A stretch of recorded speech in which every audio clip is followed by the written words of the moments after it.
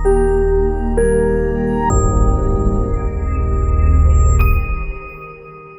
everyone. Today we'll discuss about treatment for jaundice. What are the preventive options, future prevention of this jaundice? అంటే ముఖ్యంగా మనము jaundice తెలుగులో మాట్లాడినట్టయితే పచ్చకామర్లు అని అంటాము.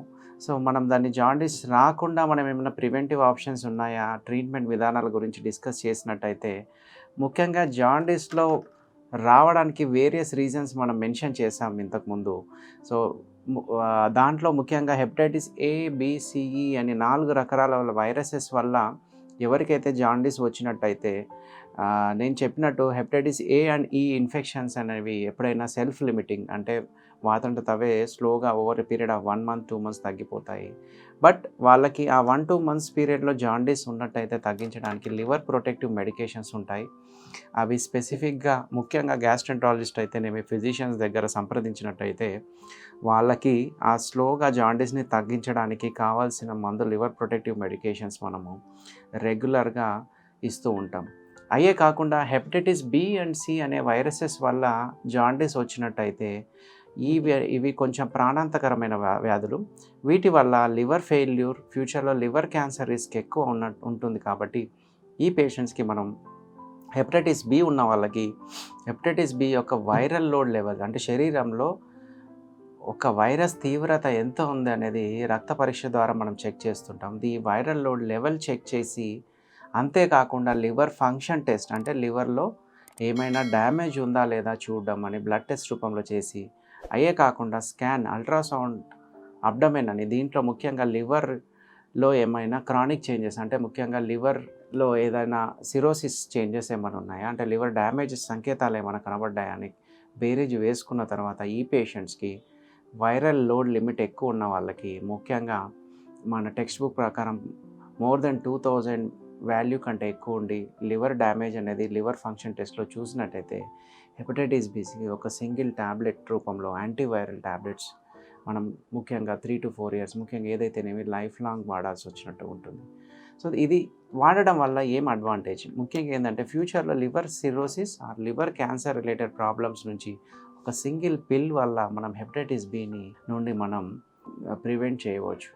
అంతేకాకుండా హెపటైటిస్ సి చూసినట్టయితే హెపటైటిస్ సి అనేది కూడా వన్ ఆఫ్ ది మోస్ట్ ప్రాణాంతకమైన వ్యాధి, ఎస్పెషల్లీ లివర్ రిలేటెడ్ ప్రాబ్లమ్స్కి. ఇది కూడా లివర్ క్యాన్సర్, లివర్ సిరోసిస్కి దారితీస్తుంది. But very good news, hepatitis సికి కంప్లీట్ క్యూర్ ఉందండి. దానికి ముఖ్యంగా 3 months కోర్స్ ఆఫ్ ట్రీట్మెంట్ ద్వారా కంప్లీట్గా వైరస్ని మనం జీరో చేయవచ్చు. And cost of the treatment 12,000 to 15,000 rupees. అది 3 monthsలో వైరస్ని జీరో చేయవచ్చు. సో ఇవే కాకుండా other rare related problems, alcohol related liver problems అయితేనేమి, ఎవరికైతే చూసినట్టయితే వాళ్ళు లివర్ డ్యామేజ్ ఫర్దర్గా కాకుండా ఈ ఆల్కహాల్ అయితేనేమి, టాడీ డ్రింకింగ్ అయితేనేమి, ముఖ్యంగా కళ్ళు అనేది మనం రెగ్యులర్గా తెలంగాణలో చూస్తూ ఉంటాం. అలాంటి ఈ కళ్ళు, ఆల్కహాల్ రిలేటెడ్ ప్రోడక్ట్స్ వల్ల వచ్చే లివర్ డ్యామేజ్ని ఆపడానికి ఫస్ట్ థింగ్ మనం పేషెంట్ చెప్పేది ఏంటంటే stopping those alcohol and toddy. అది ఆపేసిన తర్వాత లివర్ మళ్ళీ వృద్ధి చెంది తర్వాత ఈ జాండీస్ ఇవన్నీ స్లోగా తగ్గిపోతూ ఉంటాయి.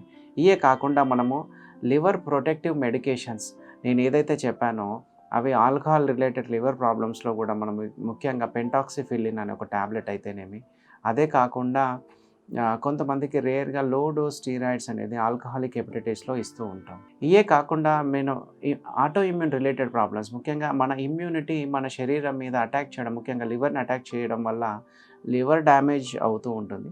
వీటిని ప్రివెంట్ చేయడం కోసం ఫస్ట్ ముఖ్యంగా డిసీజ్ని కన్ఫర్మ్ చేసుకొని, especially with some blood test, ఒకవేళ అవసరమైతే లివర్ బయాప్సీ చేసి కన్ఫర్మ్ చేసుకున్న తర్వాత ఈ పేషెంట్స్పై స్టీరాయిడ్స్ లేకపోతే ఇమ్యూనిటీ డౌన్ మెడిసిన్స్, ముఖ్యంగా అజాథయోప్రిన్ అనే ట్యాబ్లెట్స్ అలాంటిది యూజ్ చేసి ఈ ఇమ్యూనిటీని సప్రెస్ చేయడం వల్ల ఫర్దర్ లివర్ డ్యామేజ్ని మనం ఆటో ఇమ్యూన్ లివర్ ప్రాబ్లమ్స్లో నుంచి ఉపశమనం పొందవచ్చు. ఇవే కాకుండా నాష్ వ్యాధి, ముఖ్యంగా ఫ్యాటీ లివర్ రిలేటెడ్ ప్రాబ్లమ్స్ నుంచి వచ్చే లివర్ ఫెయిల్యూర్ నుంచి ప్రివెంట్ చేయడానికి ముఖ్యంగా వెయిట్ రిడక్షన్, ఎక్సర్సైజ్, అవసరమైతే బేరియాట్రిక్ సర్జరీస్ లేదంటే బెలూన్ రీప్లేస్మెంట్ టెక్నిక్స్ ద్వారా వెయిట్ తగ్గినట్టయితే లివర్ ఫర్దర్ డ్యామేజ్ని మనం రివర్స్ చేయవచ్చు.